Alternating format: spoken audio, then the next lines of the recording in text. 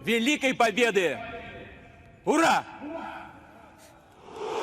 দর্শক, পুতিন বলেছে দেশের ভিতরে হামলা হলে তার উপযুক্ত জবাব দেওয়া হবে। ওয়াশিংটনের পক্ষ থেকে কিয়েভকে তাদের অস্ত্র ব্যবহারের সবুজ সংকেত দেওয়ার পর রাশিয়া তাদের ক্ষুদ্র প্রতিক্রিয়া জানিয়েছে। রাশিয়ার নিম্নকক্ষের প্রতিরক্ষা কমিটির প্রধান বলেছেন, যুক্তরাষ্ট্রের দেওয়া অস্ত্র ব্যবহার করে ইউক্রেন যদি রুশ ভূখণ্ডে আঘাত হানে তবে রাশিয়া তার উপযুক্ত জবাব দেবে।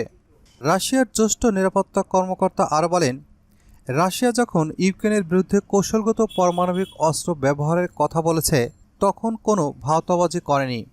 পশ্চিমের সঙ্গে রাশিয়া এই বিরোধ সর্বাত্মক যুদ্ধে রূপ নিতে পারে। অফিসিয়াল টেলিগ্রাম চ্যানেলে মেদভেদ বলেন, পশ্চিমের সঙ্গে মস্কোর সংঘাত সবচেয়ে খারাপ পরিস্থিতির দিকে এগোচ্ছে এবং এটি শেষ পর্যন্ত বৈশ্বিক সংঘাতে গড়বে কিনা তা কেউ উড়িয়ে দিতে পারে না। এর আগে গত মঙ্গলবার রুশ প্রেসিডেন্ট ভ্লাদিমির পুতিন সতর্ক করে বলেছিলেন, ইউরোপের পশ্চিমা সামরিক জোট ন্যাটোর সদস্যরা পশ্চিমা অস্ত্র ব্যবহার করে রাশিয়ার অভ্যন্তরে হামলাতে উস্কানি দিয়ে আগুন নিয়ে খেলছে। তিনি বলেন, এতে বৈশ্বিক সংঘাতে রূপ নিতে পারে। ইউরোপের ন্যাটো সদস্যের বিষয়ে পুতিন বলছে, এসব ছোট দেশগুলো কিসের সঙ্গে খেলছে এ বিষয়ে তাদের সচেতন থাকা উচিত।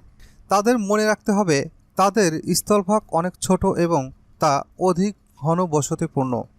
এটি এমন একটি বিষয় যা আমাদের রাশিয়ার ভূখণ্ডের গভীরে আঘাত করার বিষয়ের কথা বলার আগে মনে রাখা উচিত। এটি এমন একটি বিষয় যা তাদের রাশিয়ার ভূখণ্ডের গভীরে আঘাত করার বিষয়ে কথা বলার আগে তা মনে রাখা উচিত।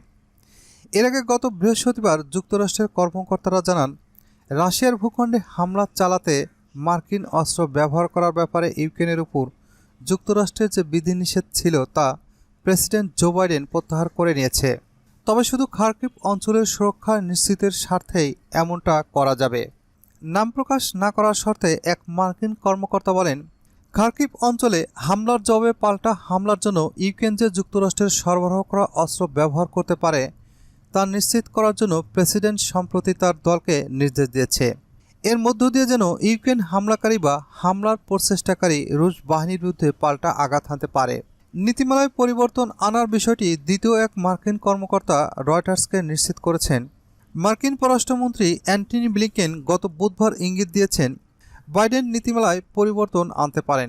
চলতি মাসের শুরুর দিকে ইউক্রেন সফরে গিয়েছিলেন ব্লিংকেন।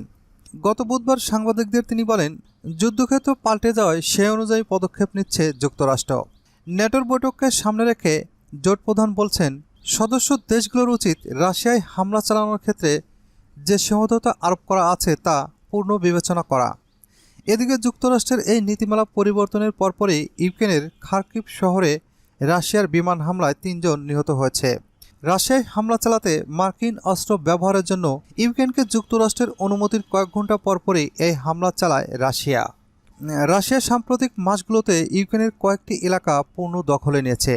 রাশিয়ার ভূখণ্ডে আঘাত হানার জন্য যুক্তরাষ্ট্র অপেক্ষাকৃত দীর্ঘ পাল্লার অস্ত্র ব্যবহারের অনুমতি পেতে জোরালো আহ্বান জানিয়েছে ইউক্রেন। তবে যুক্তরাষ্ট্র তাতে সায় দেয়নি। তাদের সংখ্যা এতে মস্কোর সঙ্গে সরাসরি সংঘাতে জড়িয়ে পড়তে পারে ন্যাটো। তবে চলতি মাসে খার্কিভ অঞ্চলে রুশ বাহিনী নতুন করে অভিযান শুরু করার পর এসব হিসাব নিকাশ পাল্টে গেছে বলে মনে হচ্ছে।